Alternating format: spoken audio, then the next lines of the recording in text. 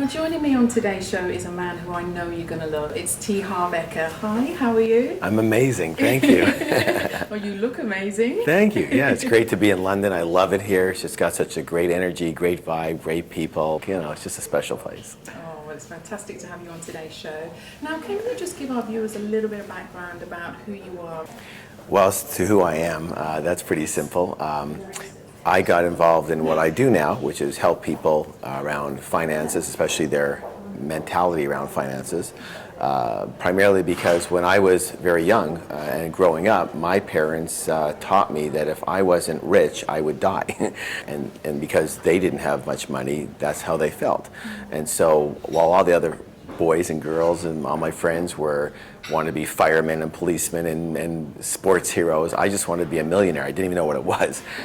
So I left school at the end of first year of college because it wasn't happening fast enough. And of course, I spent the next 14 years struggling, and it wasn't pretty. I spent a lot of time dreaming about it, thinking about it, trying different things. I had 14 different jobs, 12 different businesses. Nothing worked. And I was very depressed about it. I was very fortunate. I met a friend of my father's, gave me a little bit of advice, and he said, Harv, if you're not doing as well as you'd like to be doing right now, all that means is there's something you don't know. So I didn't know what he was talking about, but he said, if you want to be rich, you need to study rich people. And I spent 6 months just engrossed in that, and I took it on as a major project, and I found a few principles, several principles that were very specific to all of them. And I put those to the test, and then in my next business, I went from literally a $2,000 credit card loan to a millionaire in 2.5 years. And that was all fantastic, except for one little problem, and that was 2 years after that, it was all gone. But the amazing thing is that I noticed in my bank book, it kept on going back for all those years, literally the last 15 years, to about the same amount every time. And I made my money in the fitness business, and I talked about this thing called a set point when it comes to your weight. And most people know what that is, a metabolic set point that you're naturally set at. And all of a sudden it just clicked, and I went, wow, look at this. In the same way that you have a set point when it comes to your weight, you have a set point when it comes to your money, and this is mine. And so I started, at the same time, I was doing a lot of personal development work and mind kind of reprogramming, not for money. I was trying to be a better father for my newborn son. And I was hearing my father's critical voice coming out of my mouth to my son, and I hated that. And so I decided that's not gonna be part of me. And so I started doing this heavy-duty work on myself. And lo and behold, it started working brilliantly there.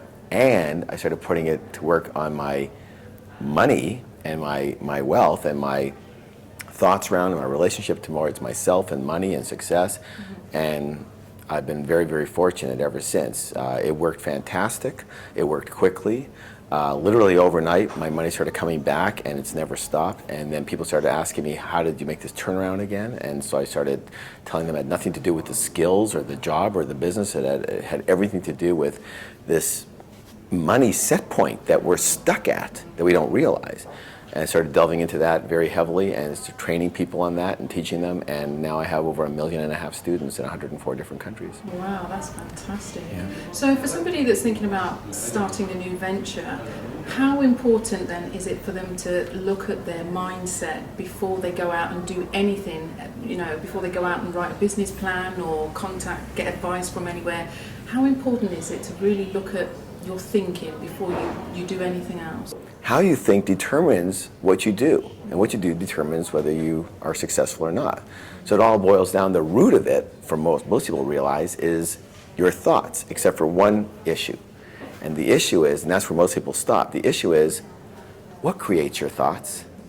Why do you think the way you think? Why do you think the specific thoughts you think, and the person sitting right beside you thinks other thoughts, especially if they're married to you? Then they're radically different. Why is that? Because of your initial programming. Is the messaging and imprinting and conditioning and programming you received, especially when you were young, around, in this case, money, success, wealth, and rich people. And that's a lot of what we talk about, because people just completely gloss over that subject. And it is the root cause of financial success, mediocrity, or failure will be your financial set point, where you're actually set for. You have a setting, an actual setting in your income, in your net worth, in how you relate to other people around money. Most relationship breakups are around money. They're not around anything else. For a lot of people, the whole subject is like, A, don't talk about it, and B, when they think about money, they don't think about it in terms of joy and happy. They think, I don't have enough, right? Oh my God. And if I do have enough now, it might get taken, or I might lose it, or what's going to happen later, and how am I going to retire? It's a lot of fear-based, and that contracts everything, and it's a big problem for people. Yeah, and you mentioned in there about a lot of it stems from when we were young. It seems like a lot of our thoughts and our thinking on money comes from when we're children and what our parents were like with money and what they thought and what they said. So how important do you think it is to be able to teach young people about the importance of money and the mindset when it comes to dealing with money?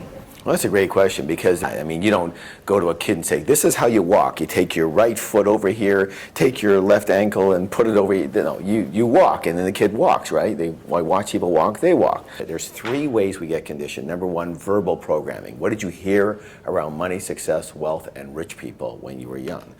Number 2 is modeling. What did you see when you were young around the same subjects? And then number 3 is specific incidents that might have occurred in the topic of money and wealth. The modeling is critical, because did you recognize that over 80% of individuals will be identical to one or a combination of both of their parents in the arena of money, unless they're the opposite? Now, why would someone be the opposite?